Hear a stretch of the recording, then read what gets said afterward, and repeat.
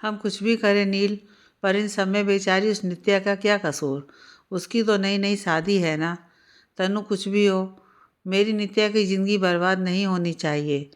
नील, तुम एक काम करो, तुम अमन पर नज़र रखना शुरू करो। मैं ये तलाक की अर्जी कैंसिल कर रही हूँ। पर क्यों? अगर मैंने अमन को तलाक दिया तो कानूनन हम उसका कुछ नहीं बिगाड़ सकते। अभी हम उसे एक बीवी के रहते दूसरी शादी के जुर्म में अंदर करा सकते हैं। वाह तनु, लाभ पड़ा था क्या? नहीं तो इतना तो सबको पता है पागल। तनु को देख नील सोचने लगा, यह वही डरपोक जिंदगी से हारी हुई लड़की है जो बिन कुछ सोचे उस दिन बालकनी से कूद गई थी। ऐसे क्या देख रहे हो? सोच रहा हूँ तुम इतनी प्यारी हो, इतनी स्मार्ट हो, अच्छा बिजनेस है, समझदार हो, फिर क्यों तुम्हारा पति औरों के पीछे पड़ा है? तनु के चेहरे से हंसी चली गई और वो किचन में चली गई। पीछे पीछे नील भी गया और अदरक इलायची मिक्स चाय बनाने लगा। बोलो ना नील, आदमियों की आदत पुरानी है। इसके पीछे क्या कारण है मुझे भी नहीं पता, पर बचपन से देखती आ रही हूँ। आदमियों की बीवी कितनी भी अच्छी क्यों ना हो, उसे अच्छाई हमेशा दूसरी औरत में नज़र आती है। नहीं, मैं ऐसा नहीं हूँ नील। हो सकता है कुछ लोग ऐसे ना हों, क्योंकि एक की गलती के लिए हर किसी को दोषी नहीं कहा जा सकता है, पर ज़्यादातर लोग ऐसे ही होते हैं। मेरे दादाजी ने 2 शादी की थी। मेरे पापा पहली दादी के लड़के थे। वो अक्सर अपनी माँ के संघर्ष की बात बताते, पर मेरे पापा ने कभी ऐसा कुछ नहीं किया, क्योंकि उन्होंने अपनी माँ का दुख देखा था। मेरे चाचा जी चाची के होते हुए हमेशा दूसरी औरतों में उनकी रुचि रहती थी। यहाँ तक कि मेरे जेठ जी भी ऐसे ही थे। कहीं बाहर जाने की ज़रूरत ही नहीं, हमारे आसपास ही इतने लोग हैं। और अब अमन, इसका कारण कोई नहीं जानता। शायद जिम्मेदारी, पर आदमियों से ज़्यादा तो जिम्मेदारी औरतों की होती है। फिर वो तो इस तरह का बर्ताव नहीं करती। नील, समाज कितना भी बदल जाए, आदमी और औरत कभी समान नहीं हो सकते। लोगों का नज़रिया हमेशा उसे ही दोष देगा। पति नहीं संभाल सकी, लड़का नहीं जन सकी, मैं क्या क्या बताऊं तुम्हें। दोनों चाय लेकर बाहर हॉल में आ गए। तनु, बात तुम्हारी बिल्कुल सही है। बस अब जल्दी से नित्या को उस अमन के चंगुल से बचाना है। अमन को तो मैं अब छोड़ने वाला नहीं। तनु ने अपने मन को समझा लिया था। नील नित्या के बारे में सोच सोच के परेशान था। थोड़ी देर बाद नील चला गया और तनु ने अमन की अलमारी चेक करनी शुरू की, जिसमें से उसे नित्या और अमन की शादी की कई फ़ोटोज़ मिली। तनु ने सभी फ़ोटोज़ की फ़ोटो अपने फ़ोन में ले ली और सब वैसे का वैसा रख दिया। अमन जानता था तनु उसका सामान नहीं देखती, उसी का फ़ायदा उठा रहा था। तनु ने अपने लॉयर को फ़ोन करके तलाक के प्रोसेस को कुछ दिनों के लिए रुकवा दिया, पर पेपर वर्क पूरा करने को बोल दिया। उस रात अमन घर नहीं आया। तनु पूरी रात जगी रही, पर अमन नहीं आया, तो वो खाना खा के सो गई। अगले दिन अमन आया तो काफ़ी बदला बदला सा था। उसने तनु के लिए नाश्ता बनाया और उसके पास आकर बैठ गया। तनु को मन कर रहा था कि अभी उसका मुंह तोड़ दे, पर वो शांत थी। अमन ने तनु का हाथ पकड़ लिया और कहने लगा, क्यों ना हम एक नई शुरुआत करें। तनु समझ गई थी कि ज़रूर इसको मुझसे कुछ चाहिए, तभी ये आज इतने दिनों बाद मुझसे प्यार भरी बात कर रहा है। तनु ने उसे भनक नहीं लगने दी कि वो सब जानती है। वो अमन के गले लग गई। नाश्ते के बाद अमन ने अपनी बात बताई। उसे अपने बिजनेस के लिए 5 लाख रुपयों की ज़रूरत थी। तनु ने उसे चेक काट के दे दिया। अमन खुशी खुशी अपने ऑफिस के लिए निकल गया। इधर अमन के निकलते ही नील भी उसके पीछे निकल गया। अमन वहाँ से एक कैसीनो में गया और उसने तनु से मांगे सारे पैसे वहाँ जुए में लगा दिए। नील ये सब देख के सोच में था कि अमन इतना गिरा हुआ आदमी है। अमन ने अपना पूरा दिन उसी कैसीनो में बिताया और रात को शराब पी के झूमता हुआ निकला। नील उसके पीछे ही था। अमन वहाँ से अपने घर गया, जहाँ उसकी माँ रहती थी। नील को समझ पाता तब तक उसने नित्या को देखा, जो अमन को बाहर लेने आई थी। ये आदमी एक साथ 2-2 लड़कियों की ज़िंदगी बर्बाद कर रहा है। नील ने खिड़की से झांकना चाहा तो देखा कि नित्या काफ़ी रो रही है और कह रही है, मेरा नहीं, कम से कम आने वाले बच्चे के लिए ही अपनी आदत बदल दो। पर अमन की माँ अपने बेटे की तरफदारी ही कर रही थी। यह सब देख के नील की आंखें भर गईं। वो दुखी मन से तनु के घर आ गया, सारी बात बताई, फोटोज़ भी दिखाई। उसने मेरी नित्या को बर्बाद कर दिया तनु, वो माँ बनने वाली है। वो अभी खुद 22 साल की है। तुम्हारे ससुराल वाले इंसान नहीं, राक्षस हैं। तनु सोचने लगी, जो जो उन लोगों ने मेरे साथ किया वही नित्या के साथ मैं नहीं होने दे सकती। नील का दुख देख के तनु दुखी थी, पर अब कुछ भी करना इतना आसान नहीं था। उन दोनों ने नित्या के घर वालों को समझाने का सोचा। अगले ही दिन दोनों नील की सिटी के लिए निकल गए। नील को देखते ही नित्या के पापा आग बबूला हो गए। तनु ने सबको समझाया तो इस पर वो लोग तनु से ही गुस्सा गए और उसे भगाने लगे। तनु ने अपनी और अमन की फ़ोटो दिखाई तो उनको यकीन तो हो गया, पर अब ब्याही बेटी, वो भी पेट से, उसे वापस बुलाने का उनमें दम नहीं था। इसलिए वो जैसा चल रहा था वैसे चलने की बात बोलकर उन्होंने दोनों को घर से निकाल दिया। नील सोच रहा था, कैसे माँ बाप हैं ये, बच्ची की जान से ज़्यादा समाज का डर है। तनु ने नील को समझाया। इस दर्द के बीच दोनों काफ़ी अच्छे दोस्त बन चुके थे। दोनों का दर्द जो एक ही था, तन्हाई और अपने प्यार में नाकामयाबी। एक तरफ नील नित्या की हालत देख के परेशान था, इन सब के बीच उसकी जॉब भी चली गई थी। तनु भी बस किसी तरह नित्या को बचा लेना चाहती थी, पर यह सब इतना आसान नहीं था। नित्या के घर वालों ने कोई कदम उठाने से मना कर दिया था। लगभग 2-3 दिन तक तनु की प्लानिंग और ख़ुद को समझाने में निकल गई। इस बीच अमन ने घर आना बिल्कुल ख़त्म कर दिया था। तनु उसे कॉल करती तो हमेशा कोई ना कोई झूठ, और हद तो तब होती जब वो पूरी शिद्दत से अपने झूठ को कसम खा के या किसी न किसी तरह सच साबित करने की कोशिश करता। सारी की सारी गलती अमन की माँ की थी, जो अपने बेटे को समझाने की बजाय ढील देती जा रही थी। नील तनु से मिलने आया। दोनों ने साथ चाय पी और नील ने अपनी जॉब के बारे में बताया तो तनु ने उसे अपने ही ऑफिस में जॉब ऑफर कर दी। नील जानता था कि तनु का दिल बड़ा है, पर वो इतनी हेल्प करेगी उसने कभी नहीं सोचा था। पर नील ने मना कर दिया। उसने कहा वो कोई और जॉब ले लेगा। दोस्ती में पैसे नहीं आने चाहिए, उससे दोस्ती खराब हो सकती है। तनु ने नील की बनाई चाय पीते हुए कहा, जब मेरा अपना पति मुझे पैसों के लिए इस्तेमाल करता है तो औरों का मैं क्या भरोसा करूं। नील समझ सकता था तनु का दुख। खैर, नील ने अमन की सभी बातें तनु को बता दी कि कैसे वो लोग अब नित्या पर भी उतना ही दबाव डाल रहे हैं लड़के के लिए। तनु की अब और सुनने की क्षमता खत्म हो गई थी। उसने नील का हाथ पकड़ा और दोनों पुलिस स्टेशन पहुंच गए। तनु ने पुलिस वाले को सब बताया और पुलिस को साथ लेकर अपनी ससुराल चली गई। उस समय अमन घर पे नहीं था।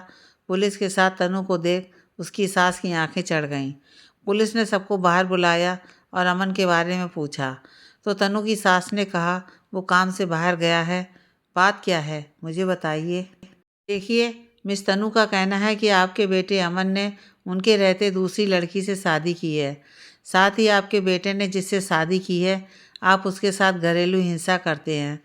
तनु की सास ज़ोर ज़ोर से हंसने लगीं। घरेलू हिंसा और हम लोग? सर, पहली बात तो इस लड़की की हमारी बहू थी ज़रूर, पर मेरा बेटा इससे तलाक ले चुका है और ये हमारा घर खुद छोड़ के चली गई थी। हमने नहीं निकाला था इसे। तनु का मन हो रहा था बुढ़िया का मुंह नोच ले। उसने चिल्ला के कहा, मम्मी जी, अब तो झूठ बोलना बंद कर दो। उनकी सास ने नित्या को बुलाया। नित्या काफ़ी खुश दिख रही थी और वो बाहर आई तो सामने नील को देख के चौंक गई, पर पुलिस के सामने जाहिर नहीं किया। उसने पुलिस को कागज़ दिखाए जो कि तलाक के थे, जिसमें तनु और अमन दोनों के सिग्नेचर थे। अरे मिसेस तनु, ये देखिए, इसमें तो आपके सिग्नेचर हैं। तनु चौंक गई। यह सब कैसे? नील भी कुछ समझ नहीं पाया। पर इन्होंने मुझे कभी तलाक नहीं दिया, ये मेरे सिग्नेचर नहीं हैं। पुलिस ने तनु की बात नहीं मानी। तभी तनु की सास बोली, आप नित्या से ही पूछ लो, क्या हम घरेलू हिंसा करते हैं? उसके साथ बोलो बेटी। हाँ मैम, बोलिए, पुलिस वाले ने कहा तो नित्या ने नामे सर हिला दिया। नील को बहुत गुस्सा आ रही थी कि नित्या सच क्यों नहीं बोल रही। डरो मत नित्या, सच बोल दो, तनु ने कहा। पर नित्या ने कुछ नहीं कहा। आखिर पुलिस वाला तनु को फटकार लगाकर चला गया। फालतू कानून का टाइम बर्बाद किया आपने। तनु और नील अपना सा मुँह लेकर रह गए। तनु सोच रही थी कि ये तलाक के कागज़ आए कैसे। दोनों घर आ गए। गेट खोला तो अंदर ही अमन बैठा था। तनु को देखते ही उस पर झपट पड़ा। साली, मुझे अंदर कराएगी? तेरी इतनी औकात? तुम इतने गिरे निकलोगे अमन, मैंने सच में कभी नहीं सोचा था। तुम इंसान कहलाने की काबिल नहीं हो। तू खुद तो मुझे एक वंश दे नहीं पाई, बहुत बता रही है। साली बेकार औरत, उस नील के साथ रंगरलियां मनाते शर्म नहीं आई। अमन ने तनु को मारने की कोशिश की, तभी नील आ गया और अमन को पीटने लगा। तनु ने किसी तरह दोनों को अलग किया, पर अमन को काफ़ी चोट आ गई थी। उसने हंसते हुए कहा, साले बहुत अच्छा किया तूने मुझे मार के। अब देखना पुलिस के सामने कैसे तुझे मैं गलत साबित करता हूँ। मुझे मार के तूने खुद के लिए गड्ढा खोद दिया है। पुलिस को बोल दूंगा तूने मुझे ब्लैकमेल किया। मैं नहीं माना तो मुझे जान से मारने की कोशिश की। हा हा हा। तनु को अमन से नफरत हो गई थी। पैसे और वंश की चाह में इतना गिर गया ये। कभी इससे प्यार किया था, इस हैवान से? माँ ने बताया तू मेरी दूसरी बीवी को बचाने गई थी साली। वो तेरी तरह शेरनी नहीं है, बकरी है बकरी, कुछ नहीं बोलेगी। नील ने उसका कॉलर पकड़ लिया। मेरी नित्या को कुछ किया ना तो? अच्छा तो तू है उसका आशिक, जिसे बचाने के चक्कर में उसके बाप ने मुझे सौंप दिया। सुन, वो मेरे बच्चे की माँ बनने वाली है। तुम दोनों अगर अब उसके आसपास नजर आए तो दोनों को मौत की नींद सुला दूंगा। और तू? अमन ने तनु का गला दबाते हुए कहा, तुझे कैसे छोड़ दूंगा, मेरी सोने के अंडे देने वाली मुर्गी। अगर उस नित्या को जिंदा चाहते हो तो बिना चूं चपड़ करे रकम हर हफ्ते मुझे देते रहना। अमन कमीने, तूने नित्या को कुछ किया? तभी अमन ने जोर का घूंसा नील के मुंह पर मार दिया। नील के मुंह से खून आ गया। तनु कुछ करती इससे पहले ही अमन बाहर निकल गया। सुन, पुलिस को जो कागज़ दिखाए वो नकली थे, पर तू कभी साबित नहीं कर पाएगी। और इस चूजे को समझा ले, मुझसे पंगा ना ले। अमन चला गया था। नील जमीन पर बैठ गया था। तनु भाग के फर्स्ट एड का डिब्बा ले आई थी और उसकी चोट पर दवा लगा रही थी। नील की आंखों में कुछ न कर पाने के मलाल से आंसू भरे थे। तनु, वो नित्या को मार देगा। कुछ नहीं होगा नील, मैं सब सही कर दूंगी। तनु ने नील को गले से लगा लिया। अमन का यह कमीना रूप देखकर तनु भी सहम गई थी। तनु अमन को जितना कमीना समझती थी, वो उससे भी बड़ा कमीना था। 4 साल अमन के साथ रहकर भी वो जान नहीं पाई थी कि उसके अंदर इतना शैतानी दिमाग है। कहते हैं प्यार में हम अंधे हो जाते हैं। शायद तनु भी पहले अंधी ही थी। खैर अब बात हद से बहुत ज़्यादा बढ़ गई थी। सब कुछ उतना भी आसान नहीं था जितना दिख रहा था। नील भले एक मर्द था, पर नित्या के दर्द को तनु अच्छे से समझ रही थी। सबसे पहले उसने अपने वकील मिस्टर मिगलानी को कॉल किया और उनसे मिलने पहुंच गई। बातचीत के बाद जो बात सामने आई वो कुछ इस तरह थी कि कुछ अज्ञात ऐसे लोग हैं जो कानूनी काम में धोखाधड़ी को अपना बिजनेस बना बैठे हैं, और उनके ही हवाले से अमन ने वो झूठे पेपर बनवाए थे जिसकी इंस्पेक्टर ने अच्छे से जांच भी नहीं की थी। तनु ने वकील से बोलकर तलाक के पक्के कागज़ बनवा लिए और उस तरह के जाली पेपर भी साथ लिए।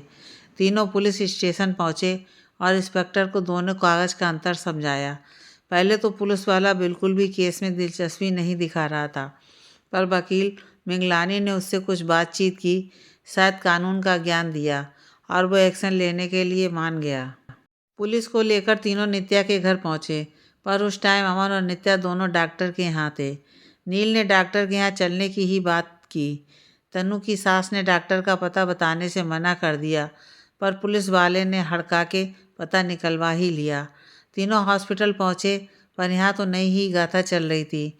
अमन नित्या का अबॉर्शन करवाने लेकर आया था, क्योंकि उसने भ्रूण की जांच करवाई थी जिसमें पता लगा था कि नित्या के पेट में लड़का नहीं लड़की है। भाग के नित्या के पास चला गया। इधर अमन ने खुद ही अपने पाँव पर कुल्हाड़ी मार ली थी, तो वो अब क्या कहता। वकील और पुलिस साथ थे, बाकी मामले तो बाद में बनते। पहले केस तो भ्रूण की जांच और अबॉर्शन का ही बन गया। साथ ही डॉक्टर को भी अरेस्ट करके पुलिस स्टेशन लाया गया। नील को देखते ही नित्या उससे लिपट गई। मुझे बचा लो नील, पापा ने हम दोनों की ज़िंदगी बर्बाद कर दी। जबरन मुझे अमन से शादी करने के लिए मजबूर कर दिया। और अमन, वो बहुत कमीना है, मुझे बचा लो प्लीज़। तनु ने नित्या के सर पे हाथ रख दिया और दोनों का हाथ पकड़ के बोली, अब तुम दोनों का कोई कुछ नहीं बिगाड़ सकता, चलो मेरे साथ। तनु नित्या और नील को घर जाने का बोल और ख़ुद पुलिस स्टेशन आ गई। पर यहाँ तो पहले से उसकी ससुराल का जमावड़ा लगा था। साथ ही उन दोनों ने तनु के माँ बाप को भी बुलाया था। तनु को देखते ही उसके पापा उसकी तरफ भागे। सब क्या है बेटी? मिगलानी क्या बोल रहा है?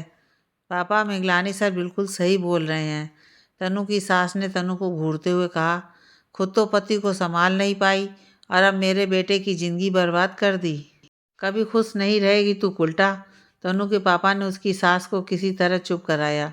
पुलिस ने देखा कि उनकी चौकी को इन सब ने मछली बाजार बना लिया है तो वो ज़ोर से चिल्लाए, चुप करिए आप सब।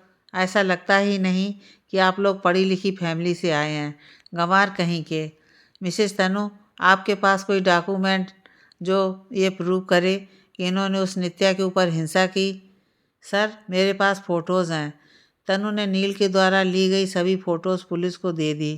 अमन हवालात में बंद अब भी अपना कमीनापन तनु को गालियां देते हुए दिखा रहा था। मिगलानी ने नकली पेपर और असली पेपर जो तलाक के थे वो पुलिस को दिखाए। साथ ही उन लोगों को ढूंढने की सलाह भी दी जो ऐसे जाली कागज़ बनाकर लोगों की ज़िंदगी बर्बाद कर रहे हैं। अमन तो हवालात पहुंच चुका था, पर तनु के मम्मी पापा अपनी बेटी का उजड़ा घर देखकर बहुत दुखी थे।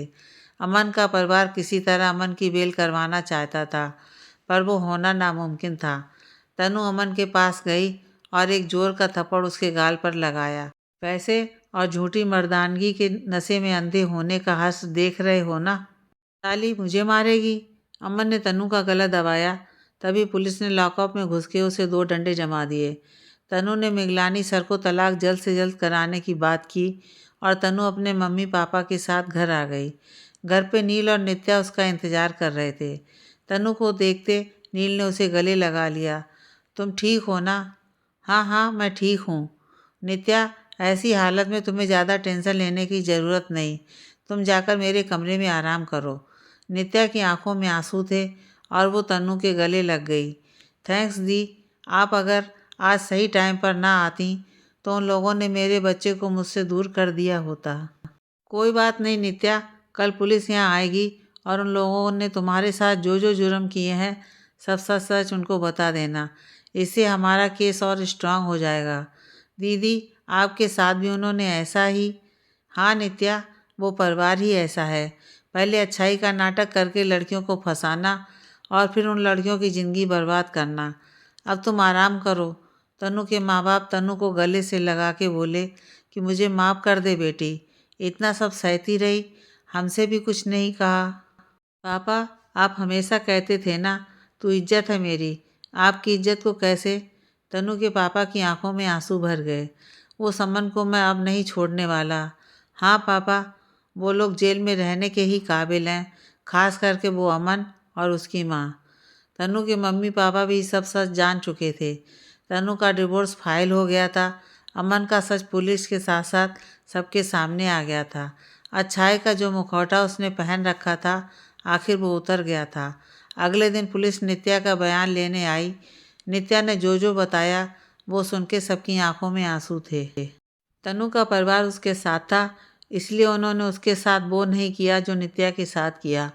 अमन शादी के बाद रोज़ नित्या के साथ ज़बरदस्ती करता था, उसको मारता था, सिगरेट से जलाता था और उसकी माँ घर का काम कराने के साथ साथ बंस बंस की रट लगाए रहती थी। 6 महीनों की शादी में उन्होंने नित्या का एक अबॉर्शन भी करवा दिया था। अमन तनु से पैसे लेकर जुआ खेलता और हारने पर नित्या को पीटता। वो किसी से अपना दर्द बता नहीं सकती थी क्योंकि उसके माँ बाप ने उसे एक बार शादी करके विदा किया तो उसकी दोबारा खबर नहीं ली।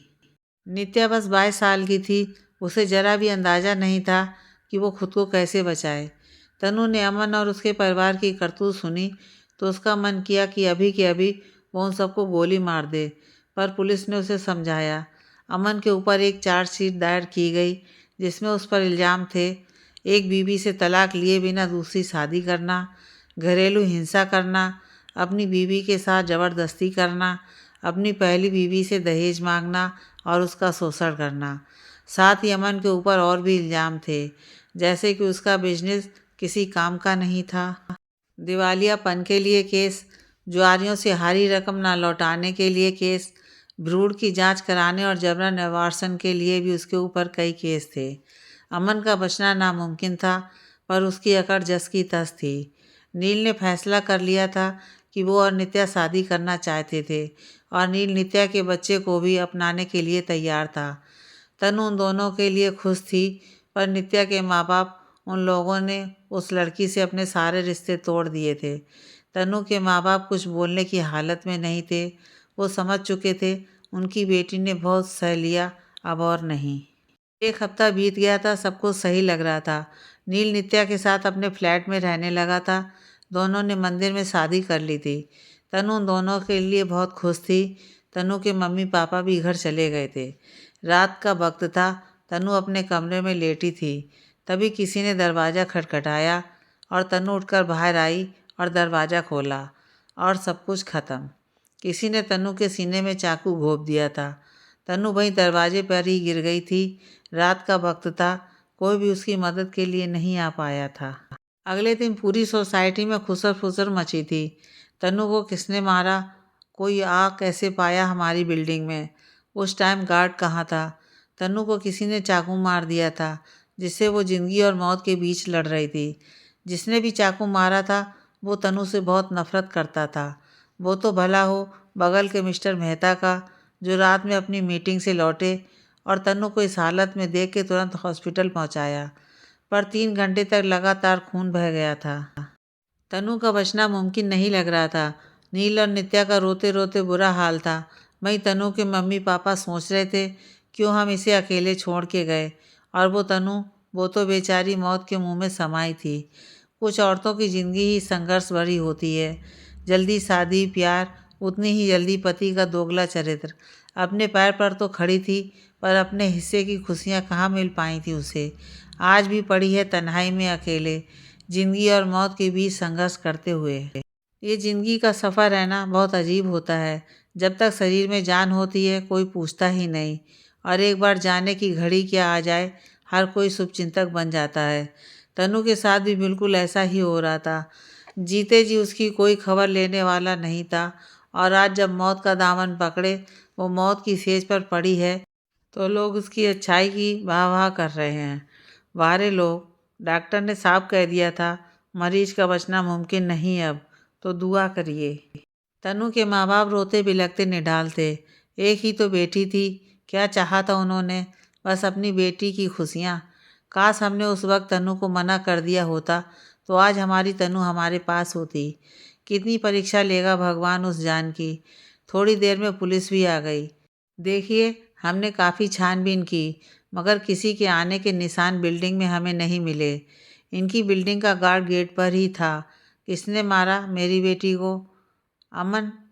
देखिए सर, अमन तो लॉकअप में है, वो कहाँ मार सकता है। अभी जो केस उस पे लगे हैं, उससे बचने में ही उसे पूरी उम्र निकल जाएगी। चलिए, हम अपना काम कर रहे हैं, आपको किसी और पर शक हो तो बता दीजिए। नहीं सर, और किसी पर तो हमें शक नहीं है। पुलिस चली गई तो नील और नित्या तनु के पास गए, और बाहर से उसे देखते देखते नित्या रोने लगी। ये सब मेरी वजह से हुआ है। तनु का दोस्त विक्रम भी भागा भागा आया। अंकल, क्या हुआ तनु को? तनु के पापा भी टूट चुके थे। वो विक्रम के गले लग के रो दिए और सब कुछ विक्रम को बता दिया। मैंने पहले ही उसे कहा था अंकल कि वो उस कमीने से दूर हो जाए, पर वो उसे तो प्यार था। तनु के मम्मी पापा के आंसू नहीं रुक रहे थे। तभी नर्स आई। सर, वो मिस तनु को होश आ गया है। क्या? सब खुशी से उसके रूम की तरफ भागे। डॉक्टर ने सबको रोक दिया। एक वक्त में एक लोग मिलने जाए। तनु के पापा चले गए। तनु, मेरा बच्चा। उन्होंने तनु का हाथ हाथों में ले लिया। तू ठीक हो जाएगी। तनु के मुंह से आवाज़ नहीं निकल रही थी, पर उसने किसी तरह पापा का हाथ दबाते हुए कहा, मम्मी। तनु के पापा को लगा वो मम्मी को बुला रही है। उन्होंने तुरंत तनु की माँ को बुलाया। माँ ने तनु के सर पर हाथ रख दिया। दवा, ऑपरेशन और सुई के दर्द से कुछ ही देर में वो सो गई। सब खुश थे कि तनु को होश आ गया था, पर डॉक्टर ने साफ साफ बोल दिया था कि कई बार मरीज होश में आने के बाद भी नहीं बचता, तो आप लोग खुद को संभालिए। नील और नित्या भी अंदर आ गए, और तनु को देख के नील की आंखें भरी थीं। हे भगवान, क्यों तूने इस लड़की की किस्मत में दुख ही दुख भरे हैं। ऊपर से देखने पे लगता है सब कुछ तो था इसके पास, पर अंदर से इतनी खोखली, दर्द के सिवाय इसे क्या मिला है दुनिया से। प्लीज़ भगवान, तनु को बचा लो। तभी नित्या के पेट में जोर का दर्द होने लगा, शायद पूरे दिन खड़े रहने की वजह से। नील उसे डॉक्टर के पास ले गया और विक्रम ने भी अंकल आंटी को आराम करने की सलाह दी। बेटा, जिसकी जवान बेटी उसके जीते जी मौत की गोद में पड़ी हो, वो पिता कैसे आराम कर सकता है? यह सब मेरे ही पूर्व जन्मों के कर्म लगते हैं, जो मेरी बेटी की किस्मत में खुशियाँ नहीं टिकती। अंकल, आप अपना ध्यान रखिए। आंटी, आप दोनों घर जाइए, मैं हूँ यहाँ पर। तनु के मम्मी पापा नहीं मान रहे थे, पर विक्रम ने जिद की तो वे एक बार के लिए तैयार हो गए। उस वक्त कोई भी नहीं था वहाँ। विक्रम बाहर बैठा था। 1 घंटा हो गया था। तभी विक्रम के फ़ोन पर किसी का कॉल आ गया और वो बात करता करता गलियारे में घूमते हुए बाहर निकल आया। इधर कमरे में अकेली लेटी तनु की ऑक्सीजन मशीन को किसी ने उसके मुंह से हटा दिया। थोड़ी ही देर में तनु की सांसों की लड़ी टूटने लगी थी। वो जो भी था अपना काम करके निकल गया था। तभी नर्स इंजेक्शन देने आई और तनु का हाल देख के चिल्लाने लगी और डॉक्टर को बुलाया। तभी नील और नित्या भी वहीं आ गए। वहाँ किसी को ना देख के वो तनु के रूम में आए तो नर्स ने पूरी बात बता दी। नील का खून खौल रहा था। आखिर कौन था जो उस मासूम लड़की को अभी भी जीने नहीं देना चाहता था? तब तक विक्रम भी सॉरी सॉरी करते आ गया। नील ने उसे लताड़ लगाई। गलती है मेरी, मैं मानता हूँ। यार, तुम्हें यहाँ रुकना चाहिए था। पता नहीं कौन है जो तनु की जान का दुश्मन बन गया है। खबर मिलते ही तनु के मम्मी पापा भी भागे आए। उनको अपने जाने के फैसले पर गुस्सा आ रही थी। विक्रम भी खुद को दोषी समझ रहा था। आंटी ने सबको समझाया और भगवान से प्रार्थना करने लगी कि मेरी बेटी की जान की रक्षा करो प्रभु। एक बार फिर से सब डर के साए में थे। कौन था जो तनु की जान का दुश्मन बन बैठा था? मौत के मुंह में पड़ी तनु को होश आया तो सबको देख के उसके मन में बस एक ही ख्याल था, दिल करता है पलट जाऊं आसमान की तरफ, जमीनों बालों का मिजाज नहीं मिलता मुझसे। आखिर कौन था जो उस मासूम मौत से जूझती लड़की को दोबारा मौत के आगोश में भेजना चाहता था? पुलिस अपने इन्वेस्टिगेशन में लगी थी। यहाँ तक कि पुलिस ने अब तनु के रूम के बाहर भी 2 गार्ड तैनात कर दिए थे। पूरे 1 हफ्ता बीत गया था। तनु की हालत में सुधार हो गया था, जिसे देखकर डॉक्टर भी आश्चर्य में थे। तनु की जीने की इच्छा उसे मौत के मुंह से भी वापस ले आई थी, पर अभी उसे डिस्चार्ज नहीं किया जा सकता था। तनु हॉस्पिटल में ही थी। उसके मम्मी पापा उसके साथ ही रुकते थे। नील और नित्या भी लगभग रोज ही तनु से मिलने आते थे। नित्या का 7वां महीना था तो अब नील उसकी काफ़ी देखभाल करता था। विक्रम भी हर दूसरे तीसरे दिन आ जाता था। इस बीच तनु का ऑफिस विक्रम और नील ही मिलकर देख रहे थे। तनु का स्टाफ भी तनु से मिलने ऑफिस आ जाया करता था। तनु थी ही इतनी हेल्पफुल, वो सभी की हेल्प करती थी, इसलिए हर कोई उसे चाहता था। पर कोई ऐसा भी था जो उसकी अच्छाई का गला घोंटने की फिराक में था। आज तनु की मेट चांदनी उससे मिलने हॉस्पिटल गई थी। चांदनी से मिलकर तनु भी काफ़ी खुश थी। करण के बारे में चांदनी की बात सुनकर तनु के माँ बाप भी सोच में थे कि चांदनी को बताया, पर उन्हें नहीं। कितना दबाव था मेरी बच्ची पर। सबके जाने के बाद तनु आराम कर रही थी। अब वो पहले से ठीक जरूर थी, पर कमजोरी अब भी थी। तनु अपने रूम में आराम कर रही थी। उसके पापा मम्मी ज़रा डॉक्टर के रूम में उसे डिस्चार्ज कराने के लिए कुछ फॉर्मेलिटी करने गए थे। तनु आंख बंद करके लेटी थी। बाहर के कांस्टेबल भी ज़रा चाय पानी पीने के लिए वहाँ से हिले ही थे कि तनु के रूम में कोई दाखिल हुआ। तनु लेटी थी, सोई नहीं थी। वो जो भी था, उसने तकिए से तनु का मुंह दबाने की कोशिश की, पर तनु जाग रही थी। फौरन उसने धक्का दे दिया और उसने जिसको देखा वो देख के उसके होश उड़ गए। तनु को मारने वाली और कोई नहीं बल्कि तनु की सास थी। तनु ने उनको धकेल दिया। वो बाहर भाग रही थीं। तभी तनु के मम्मी पापा आ गए। ये क्या हो रहा है पापा, ये? तब तक तनु की सास ने तनु के पापा को धकेल दिया और बाहर की तरफ भाग गईं।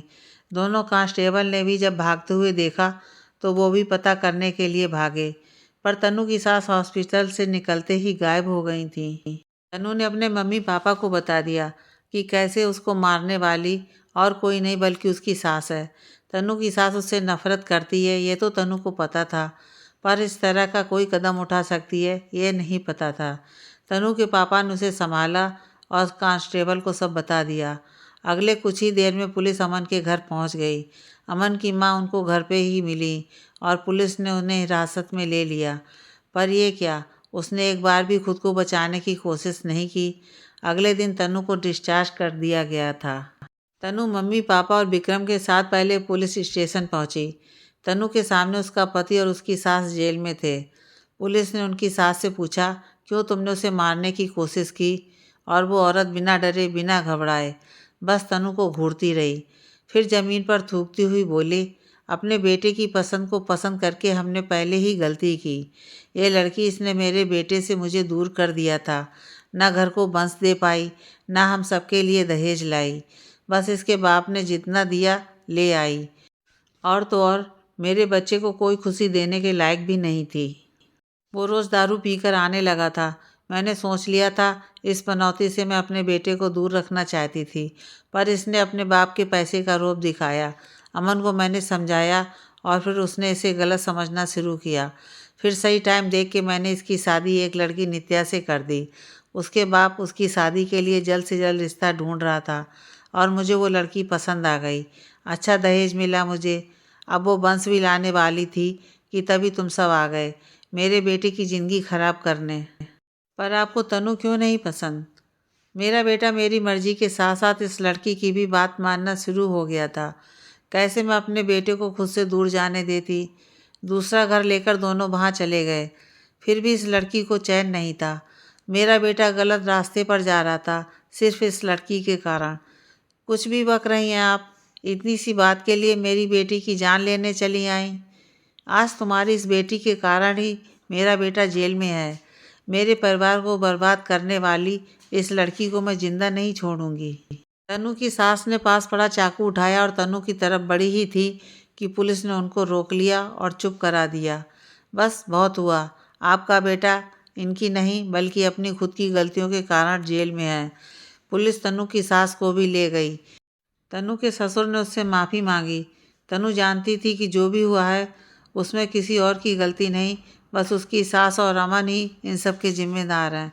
उसने उनको माफ़ कर दिया, पर अब वो उस घर में ज़्यादा नहीं रुकना चाहती थी। थोड़ी ही देर में सब तनु के घर आ गए। किसी को अब तक यकीन नहीं आ रहा था कि एक औरत बेटे के प्यार में इतनी अंधी हो सकती है। वैसे भी गलत करने वालों को भगवान कभी माफ़ नहीं करते। अमन और उसकी माँ ने जितना कुकर्म किया था उसकी सज़ा तो उन्हें मिलनी ही थी। दोनों जेल में थे। तनु भी अब ठीक थी। बिना कुछ करे ही गलती करने वाला जेल की सलाखों के पीछे था। अब तनु एक नई शुरुआत करने वाली थी। तनु की ज़िंदगी अब ढर्रे पर आ गई थी। वो अपनी ज़िंदगी में अब खुश थी। एक रिश्ता जो उसकी ज़िंदगी को अंदर ही अंदर खा रहा था, उससे तनु को छुटकारा मिल गया था। तनु के मम्मी पापा उसी के साथ थे। बिजनेस का काम भी सही चल रहा था। 2 महीने बीत गए थे। तनु अब पूरी तरह ठीक थी। अपना ऑफिस संभाल रही थी। कई बड़ी बड़ी कंपनी के साथ तनु का बिजनेस बढ़ रहा था। इधर कोर्ट केस में भी तनु का पक्ष ही भारी था। अमन और उसकी माँ पूरी कोशिश में थे कि किसी तरह बच जाएं, पर उनके पाप का घड़ा भर चुका था। लगभग 1 हफ्ते बाद ही नित्या ने एक बहुत ही प्यारी बेटी को जन्म दिया। उस वक्त तनु ऑफिस में थी। खबर सुनते ही वो अपनी मीटिंग छोड़कर हॉस्पिटल भागी। हॉस्पिटल में तनु के मम्मी पापा पहले से मौजूद थे। नील बच्ची को गोद में लेकर ऐसे खड़ा था मानो अब उसे और किसी से मतलब ही नहीं। वो बच्ची थी भी उतनी ही प्यारी, बिल्कुल गोल मटोल, रुई सी नाजुक। तनु को वहाँ देख नील की आंखें भर गई थीं। नित्या भी उठ गई थी। तनु दोनों के पास गई। नील के हाथों से बच्ची को गोद में लेकर तनु सोच रही थी कि कितनी प्यारी जान है। अगर उस दिन हम टाइम पर ना पहुँचते तो। आगे का मंजर सोच के ही सबकी आंखें भर गई थीं। तभी तनु के पापा ने सबको चुप कराया और बाहर मिठाई लेने चले गए। तनु ने नित्या को गले लगा लिया। नित्या और तनु दोनों की आंखें बरस रही थीं। दीदी, आपकी वजह से आज मैं और ये दोनों सही सलामत हैं। मैंने जन्म जरूर दिया है, पर इसकी जान की रक्षा करने वाली माँ आप ही हो दीदी। ये आपकी बिटिया है। नित्या की बातें सुन तनु ने बच्ची को चूम लिया। तब तक तनु के पापा भी आ गए। पूरे अस्पताल में उन्होंने मिठाई बांटी, नर्स को बख्शीश दी। कुछ महीनों बाद तनु अपना ऑफिस संभालती है। नील और नित्या उसकी मदद करते हैं। विक्रम ने भी शादी कर ली है। तनु के मम्मी पापा बच्ची को संभालते हैं। तनु ने बच्ची का नाम बंसिका रखा है और वो तनु और नित्या दोनों की बच्ची है। अमन और उसकी माँ को बेल नहीं मिली और उनको 14 साल की कड़ी सज़ा मिली है। तनु अब अपनी ज़िंदगी में व्यस्त है। साथ ही अपने खुद के पैसों से उसने लड़कियों के लिए एक स्कूल खोल दिया है जिसमें उनसे एक भी पैसा नहीं लिया जाता। तनु जो करना चाहती थी वो उसने किया। सिर्फ अपने लिए जीना ही ज़िंदगी नहीं है। अब तनु को सच्ची खुशी मिल रही थी।